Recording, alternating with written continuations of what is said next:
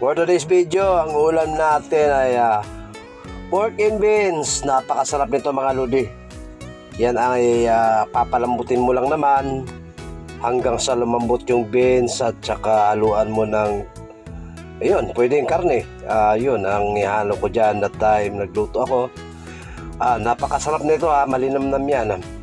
White beans na pinalambot. Napakasarap nito, idol, lalo na kung kakamain mo habang kumakain ka, no? This is the great food ever since na aking natikman, ano? Napakasarap ito, parang munggo lang din yan. Sinaugang ko kasi dyan ng balat ng lechon, yung may tira-tirang lechon mga holiday season natin, ano?